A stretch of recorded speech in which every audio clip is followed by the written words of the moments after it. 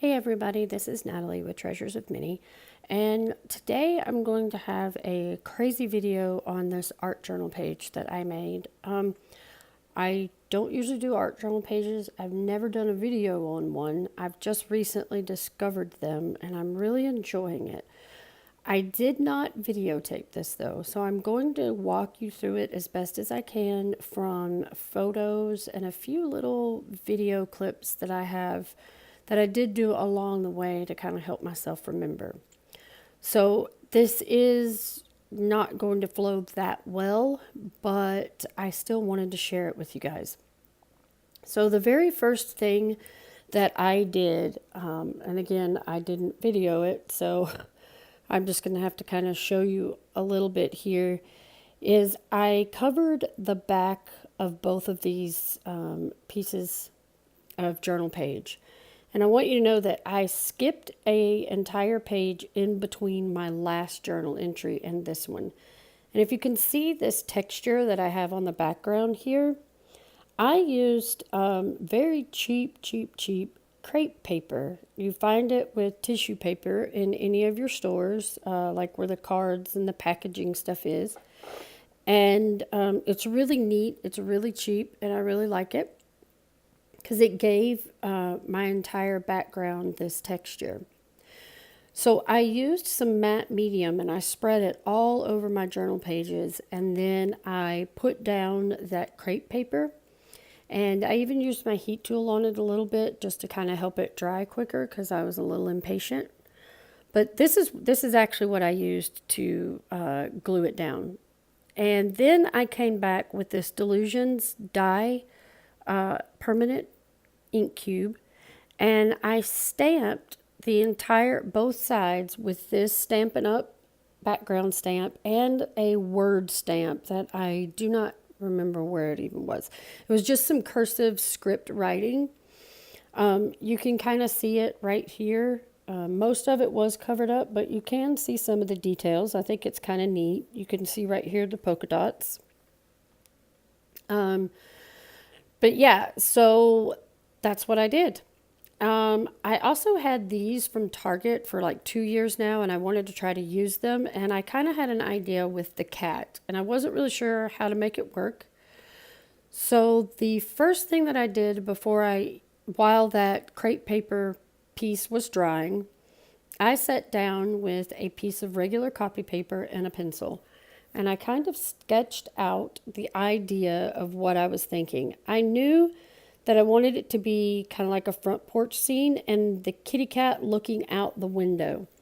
Now you can see that I changed what I was doing a little bit, but this gave me a basic idea of what to start sketching on my journal page. I did Google a picture of a front porch so I could make sure that I got the stairs and everything on the right angle, and so that I could make sure to get the shading right when it came time to start shading. So I'm going to show you here a little clip. You can see here I skipped a page from my last journal page, and that's because I wanted to cut out that window there. And I wanted to cut out this window here because I wanted my spider and my cat to be looking through it. Here's where you can see the stamping. After I stamped it, I went over with a gesso wash very lightly and covered the whole thing. You can still see my stamping through it though. And then I sketched on top of that gesso my drawing. Then I thought that I would use my pan pastels because I paid a lot of money for them and never used them. I thought that I would use them to lay down the base color on everything. And I have these different tips that I can use with the pan pastels. And one of them, when I was looking at it, this one to be exact, reminded me of a brick. And I thought, wow, I could probably use this to make the bricks, or to at least give a starting point for my bricks. So you can see I did that here. This is, you don't have to shade, you don't have to do anything here. This was just me laying down a base coat. And ignore the paper piecing. This is a picture that I had and I wanted to show you. So you could see all that I had did with the pan pastels. And after I laid all that color down and before I put the paper piecing on there, I did go outside and spray it two coats with this fixative so that I could work on top of it. So then I decided that I did want to paper piece the door and the window frames and some of the porch and things like that. I wanted them to stand out and I wanted it to have some dimension. So I picked a brown piece of cardstock and a gray piece, and I basically just cut strips. I mean, that's really all I did. I just cut out a bunch of strips. But before I glued those strips down, I did take my distress ink right here. I think that was walnut stain, and then I also took iced spruce, and I edged all of those pieces before I glued them down. And here you can see this was a little video that I had taken before. And you can see that I glued everything down. And it's pretty much just strips of paper. And like I said, I did edge each strip.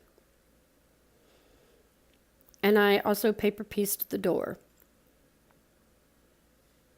So now, I'm hoping this makes sense. So I wanted to show you how I did get the little pumpkins though. So I had this napkin left over from like 2 Halloweens ago.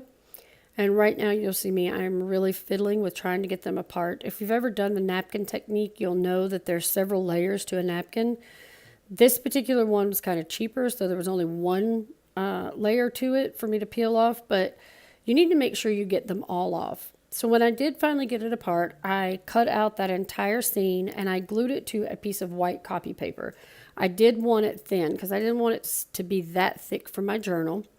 And then I cut out these 2 front little pumpkins and I glued them to the front on my porch. I did want to add, before I did this shading, I did take this light tan color and I painted these strips of the house. Not the siding, just the front porch strips. You can see it right here where I have just those tan strips painted. I've got my pumpkins glued down and I've got all my pieces glued down. And then I go over the entire image with that collage gel medium. And I'm doing that because I want a non-porous surface to be able to use some different mediums on top to do this shading. Like this right here, for instance, you can see around here. What I did with that is I took I took a dark brown ink tints pencil. I colored it over it. And then I went back, as you can see me doing here, with a water brush. And the water is activating that ink tint. And as long as you don't touch it until it dries, it is an ink. So it will dry and it'll stay there for you. I did that around everything. I also used a black under the pumpkins and on the stairs. You can see the little pumpkins there and the porch and stairs, they're darker. That's because I used a black ink tints marker to do that. I don't have my cat and stuff glued down back there yet. I just keep putting them there to make sure that everything is going to show up the way that I want it to.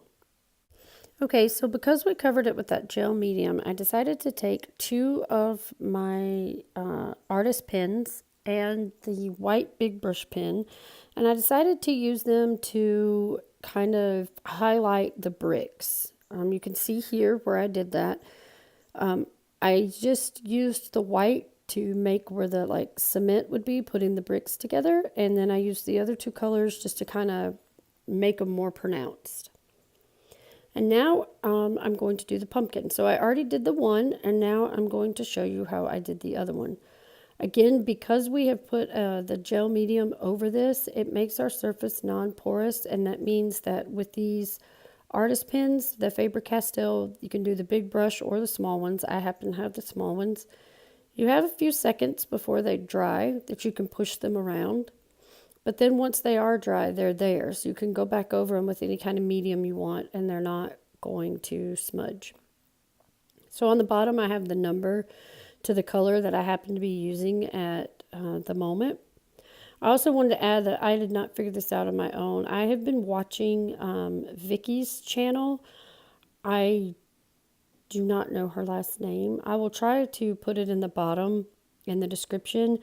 She makes some of the most beautiful art journal pages I have ever seen. I've been watching a lot of her videos, and I learned this technique from her. But I wanted to show you how I got that pumpkin, and The colors that the colors that I'm using, I'm pretty much just taking the shading that's already on the pumpkin and I'm making it more pronounced and more dimensional. So you can see what I'm doing here. I really hope this video is making sense, guys. I'm really sorry. I actually showed this to one of my sweet subscribers, Jeanette, and she was like, you need to do a video on that. And I was like, but I'm already almost done, and all I've done was take pictures along the way. And she was like, then talk us through it. Everybody needs to see it. So that was very sweet of you, Jeanette. Here's the crazy video because of it. So I did do another one, though, and I did videotape it. So that one will make a whole lot more sense. So anyway, I decided to go back with this yellow and just add a little bit of shading on there as well. And then I'm also going to take this brown and this green and do the leaves and the stem on top just to give them a little depth as well, to kind of make it match the rest of the page.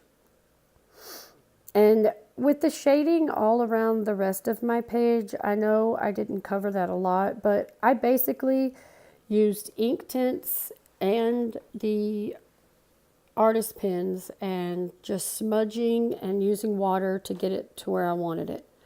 Over here in this corner, I knew I wanted a bush, so I just took 2 of my artist pens and I just kind of scribbled in some stems, which were going to cover most of it up, but I needed a starting place. And then I picked out colors of different kinds of paints, just cheaper Walmart paints, and my fan brush, and I just dabbed it on here like that until I got something resembling a bush, kind of. It's not my favorite part, but I did it. So because I skipped pages and I've glued them together, which I'm going to have to re-glue that, but I wanted to show you, that allowed me to be able to glue stuff and put brads and row and that string and everything in without it showing on my other page. I did take some black acrylic and I painted this, I painted a couple of these black, and then I took this gold acrylic and painted the background like looking like what's going to be on the inside of the house. You can see here I put acetate over the window and I painted some gold behind my spider, and I did the same thing on the cat's side. And then when I'm done completely, I will glue this all together. But you want to wait till you're done because I did use brads and things like that. So here's what it looks like without going back with your white and black gel pen. I just wanted to show y'all guys what a difference it makes when you start going in with that white and black gel pen and adding highlights. It really makes a big difference. So I wanted to show you some of the things that I put on here though. These eyes are from Doodlebug. I got those last year.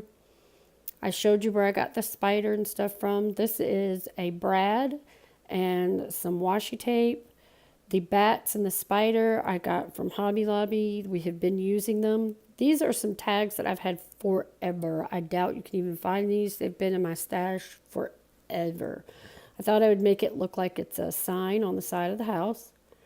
And with some of this that I got from Target, I poked holes and I just wrapped it around. And again, because I skipped a page, you won't be able to see that on the other side. So this is what it looks like after I've gone back with my white gel pen and black one and added some highlights just sporadically all over. And I love this page. I was very, very proud of it. And that's kind of why I wanted to share it with you guys. This is only like the 3rd or 4th journal page I've ever done. So it took me a long time to do this.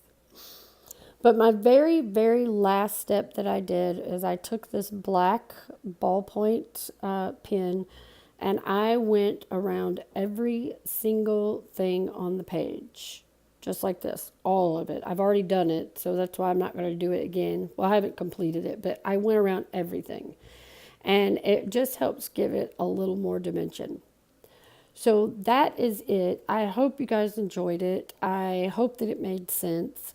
Please give me a thumbs up and hit like. And please share me with your friends to help get me some more subscribers.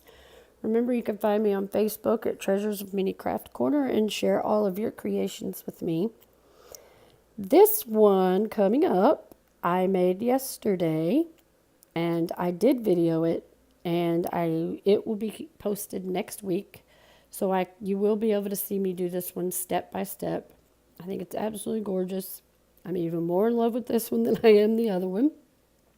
So that's coming up next week. I'm also going to be doing the Misty giveaway next week as well.